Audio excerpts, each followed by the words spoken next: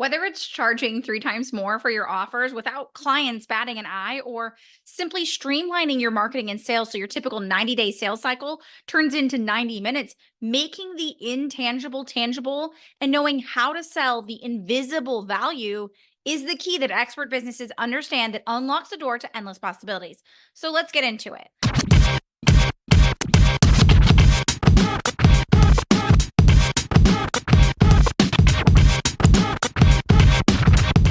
The typical advice has been that you need to sell more to pain points. Maybe it's that you need to tell more stories or show more client results. And all of these are great, but ultimately they're band aids, an attempt to create messaging that moves people. And while, yeah, they can work, they also leave a major gap in your process, leaving you scrambling to find ways to not sound like a robot on repeat, saying the same things over and over again.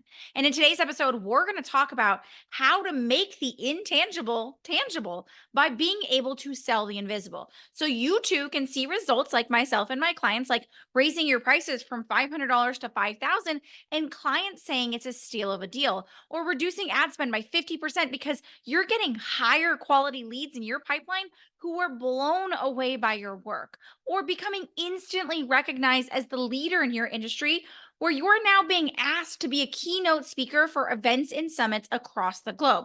But let's get real. Speaking to your work and what you do and how you do it in a way that sticks can be a huge struggle for businesses, especially for those who are creatives, healers, and businesses that support things that fall outside of that make money, finding love, or losing weight genre that so many others are in. And it can feel like a constant struggle in an attempt to create marketing that drives people to action without sounding over the top or full of fluff. And here's some real talk. I'm not here to tell you to flush intangibles down the toilet or that you can only speak to the top 3 money making niches if you want to be successful, because that's utter BS. Instead, it's about understanding psychologically how to combine the power of intangible with tangibility, because whether you realize it or not, both matter. But what you need to understand first is this: we can't see intangibles, but we can feel them. This key concept is important because in just a minute, I'm going to share with you why both are necessary for people to be able to make the fastest decisions possible, which is the ultimate goal of running a successful business. So let's get real. Intangibles sell, not just the typical way that we're taught to do it. I bet you didn't think that I was going to say that, but what experts know and understand is that intangibles are what add to client success. So let me explain for you. Let's say that you're a confidence coach and you work with professional women to help them up level their career. And all you talk about in your marketing is selling this idea of getting this high paying career or getting a 10% raise, right? This is what we've been taught. And from the outside looking in, this level of tangible selling seems incredible. But from the delivery standpoint, your clients are asking for refunds. They're frustrated and they're not doing the work. Why? Because you've made the entire premise of success be in the tangibles. What we know is that before we get that big tangible success that we all know and love, there's a series of less tangible successes. And those intangible successes are what ultimately are going to motivate and drive us to creating that long term tangible success. So if you're only selling that 10% raise and it takes 6 months to get there, your clients will lose steam before they ever get to that desired result. Whereas if your sales process has helped them see the micro wins and intangible successes, you'll see clients getting better results because that 10% raise was the macro goal. But the micro goal is walking into meetings, owning the room, speaking up about their needs confidently without the fear of backlash. Both are important and both are valuable. And including intangibles with the tangibles will ultimately lead to better success inside of your programs and the work that you do with your clients because they come in anticipating a well rounded version of success. This simple perspective shift is one that is going to change how both you and your prospects look at both micro and macro successes. So now that you understand that perspective shift of how selling intangibles and tangibles lend themselves to a more well rounded success within the delivery of your programs, and ultimately to having happier clients with more success who rave about your work, AKA what we call pure profit, where you're retaining clients for years to come and your clients become your most enthusiastic sales team. Now, I want to talk about having that tangible and intangible ability to sell within that sales process and how to actually combine these two directly within your messaging. Now, I want to be clear, there's two sides to selling intangible. And it's one is the way that we speak to the outcomes, and number two is the way we speak to the process. I'm going to first cover speaking to the outcomes, and then we'll jump into talking about the process. So I want to take a second and clear the air. Okay. And I want you to be able to take what I'm about to say and let that land for you. You are not lacking the expertise, meaning you're someone who delivers results. You have happy clients. People rave about how much you've changed their lives. So I want you to take a quick moment and acknowledge that because you're already among the elite in this business world. That's not up for discussion. Now, the problem isn't in the work that you do, it's how you communicate that work with others and doing so in a way that's actually connecting and resonating and moving them into action. And maybe right now you're selling confidence or relationships or energetics or mindset, the things that we can't hold in our hands. We can't touch and feel them.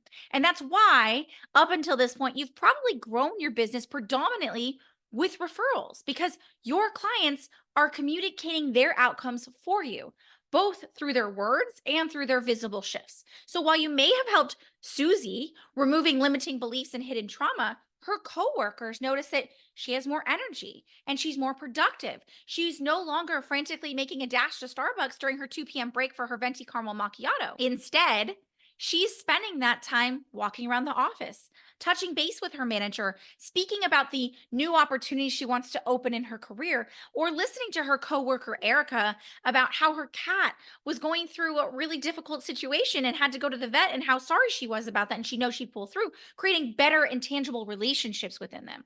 And people are noticing that her clothes fit better, that her face has slimmed down, and that she's upgraded her wardrobe and wearing clothes that show off her figure better. And they can see that and they take notice, giving her the ability to share how you helped her achieve that working with you. She is selling the intangibles visually because the reality is people buy with their eyes, meaning they're attracted to what they see, whether that's literally in the cute pink water bottle that you brought from Target or figuratively in reading a piece of content and seeing in their mind what this looks like for them, which means the goal behind making intangibles tangible becomes about helping people see things better. So instead of simply saying, how can I make confidence equal money, which is the typical way people are taught to shift their messaging into more tangible language, it's about asking yourself, what does confidence look like? I call this visual language, the language that you see when your eyes are closed. Now, to give you an example, a few months ago, my son wrote a story about a mouse. It was fun and quirky, and he came to me saying, Mommy, I want to make this so much better. So I sat there, closed my eyes as he read. He paused and presumably looked at me like I was a total bat case and like crazy, which is true. And he said to me, Mommy, you have to read the story to help me. But I told him what I tell my clients so often to make the story better, to make it land, to make someone feel something and take action. I didn't need to read it. I needed to be able to see it in my mind and to be able to feel it. So he read it out loud to me. And as he did, we'd pause and I'd ask some questions and then he'd rewrite. Like where he previously had stated that the mouse was scared, I stopped him and I said, What do you mean that the mouse was scared? How did you know he was scared? What was he doing that made him look scared? See, the sentence, the mouse was scared, wasn't visual. I could hear it, but I couldn't see it and I couldn't feel it, which made me bored and disconnected.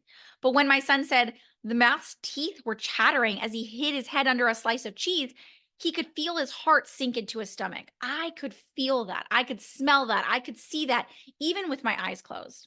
This is the power behind visual language, and it takes something completely intangible like fear and makes it visual. And the same principle applies in business. When your audience can feel, see, and smell and almost touch the outcome that your process has, all hesitation, fear, and questions are instantly erased.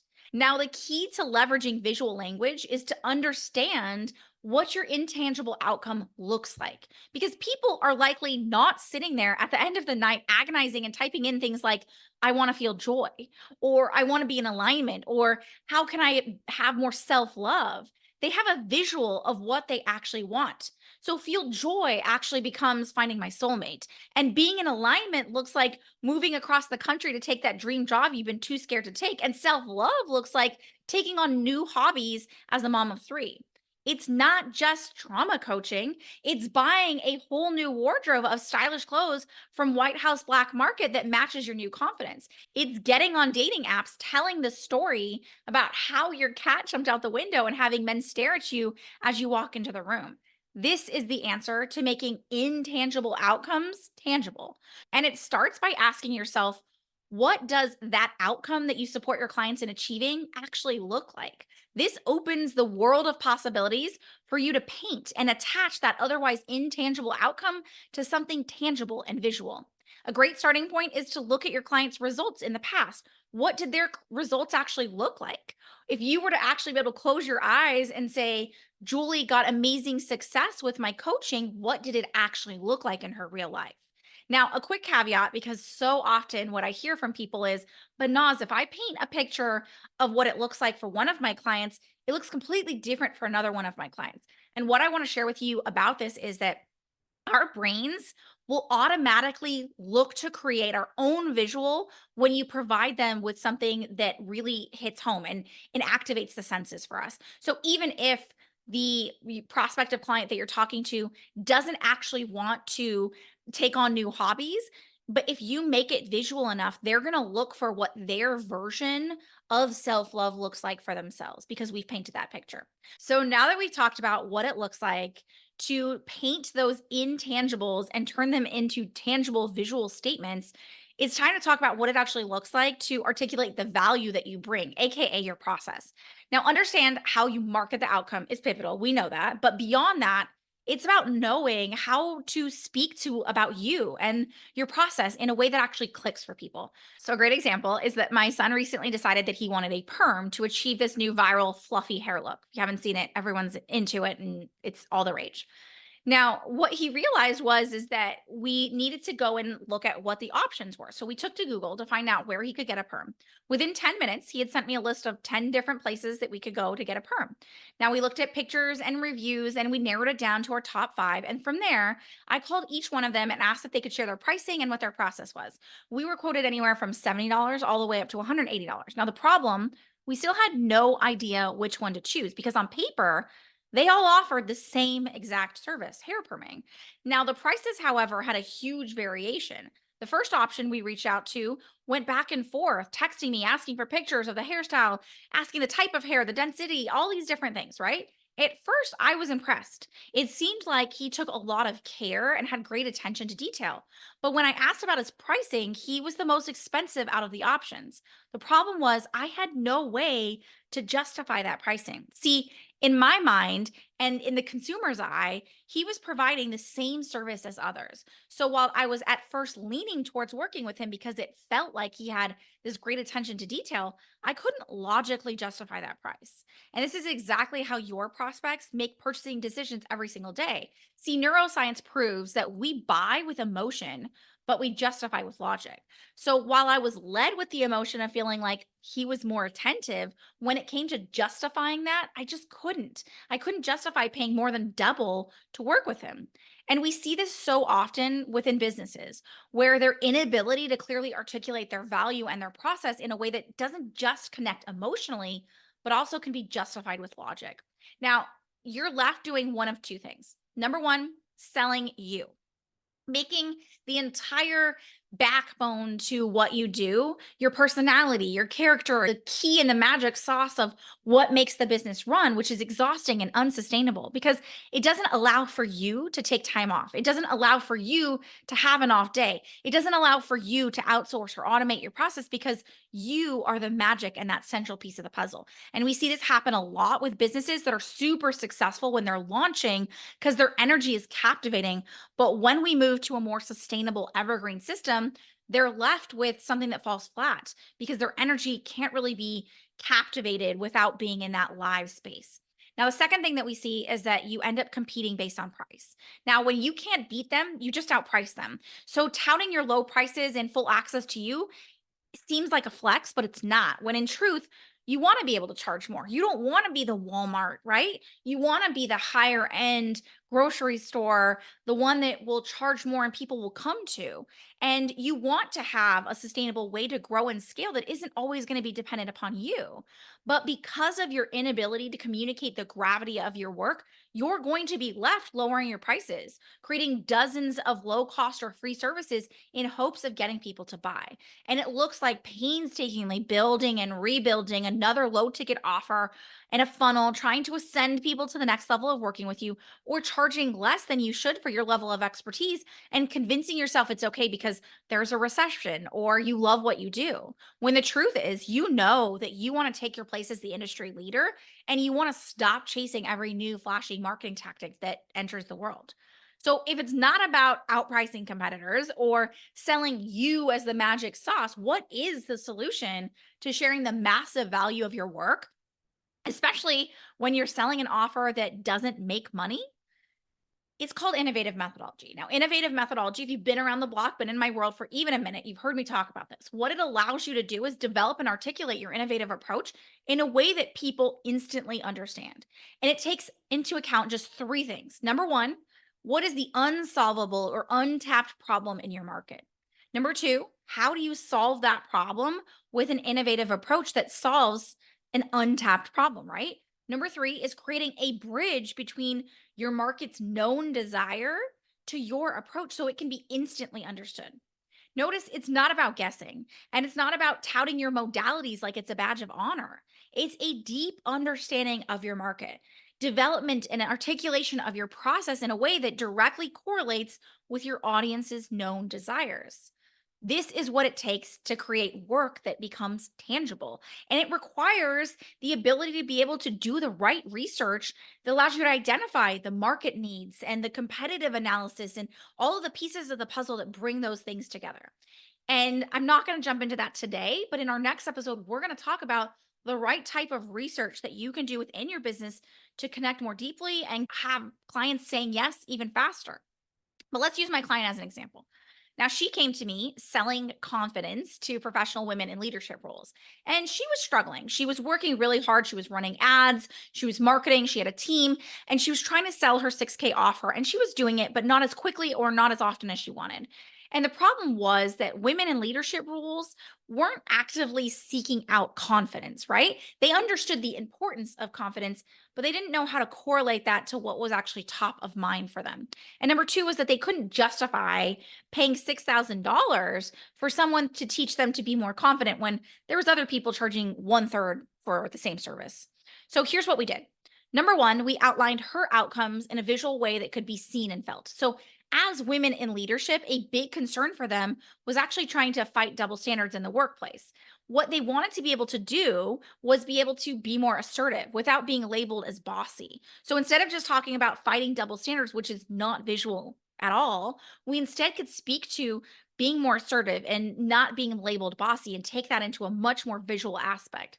And instead of just speaking to selling confidence, she now expressed what confidence looked like, being able to lead meetings and assert your perspective without being labeled as bossy. This was a major problem, an untapped problem that others weren't solving in her market. So, with that in hand, we were able to now work with understanding how that gap was showing up and how she was actually resolving that with her innovative approach. Now, within 30 days, we had developed her innovative methodology to assertive confidence and this key to success. Now, because women didn't just want to be confident, they wanted to know how to assert the confidence. Inserting the confidence was actually what they were buying into, was what doors that opened, right? What it allowed them to accomplish when they were able to assert that confidence. And it also opened doors for her because assertive confidence wasn't just being powerful in the boardroom. It was the key to healthy relationships. It was the key to how companies could support and grow their sales and management teams, and so much more. So her entire three-part system was outlined and articulated in a way where women were jumping on her calendar and paying her within 48 hours of meeting her. And she ended up being able to create a sales training program that took the same methodology we'd created and helped companies develop sales leaders, landing her a $200,000 contract, all while her coaching program was now doubled in price and she had a wait list for a year out. Now, the power behind the innovative methodology process is that it not only gives you ability to be able to speak and sell this invisible side of the service business, It opens even bigger doors, ones that many businesses didn't even know existed or thought were decades out of reach because they've developed an innovative methodology that solves that unsolvable problem in an innovative way. And it speaks to that in a way that really connects with their audience, making you an instant hit, which is the ultimate flex. Being so confident and clear in what you're selling and your value that when you stand on stage to speak to an audience of thousands, you prepare to watch as their eyes open and their jaws drop because you're blowing their minds. And having 10K days become a normal occurrence because people invest in you and your method, knowing that you are the missing piece to their success. This is the power behind the EasyS method and why we build everything based on the innovative gap methodology. So, the way I explain it to people is that the first step in what we do is innovative gap methodology because it's the key that unlocks all other doors.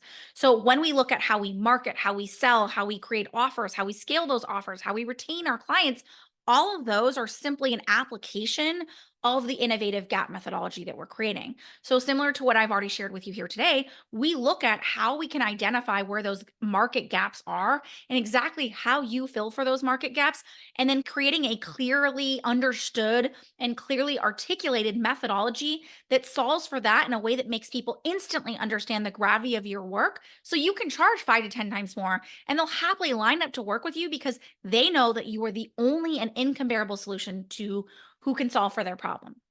Now, once we've achieved that, then it's how do we take that methodology and apply it within all of the other systems within our business. So we look at how we apply that within our marketing system, and we use our decision-based marketing system that ultimately allows people to use just 4 pieces of content to be able to drive new leads into their business, but also be able to convert the leads that have been sitting in their system and make purchasing decisions within a weekly basis. So say goodbye to having launches and funnels and a million different things. You now can leverage just 4 pieces of content a week to be able to move people through your audience to be able to come in and make purchasing decisions.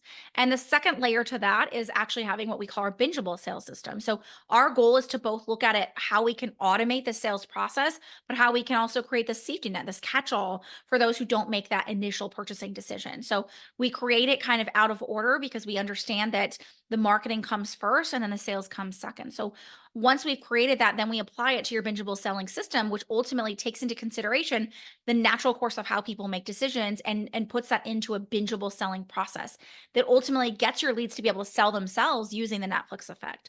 And then the last and final piece of the puzzle is how do we apply this within your delivery systems? Because having a business that's successful on the marketing end and being able to get clients in, but is draining you of profits and of time on the back end in the delivery and the retention of your clients is ultimately not set up to scale sustainably. So we look at how we can actually take your methodology and apply it at will to your offer. So looking at offers from both a structural standpoint of what can we create with ease and speed without ever having to think twice, but also how can we ensure that the offers that we're creating are actually driving results for your clients without being dependent upon you.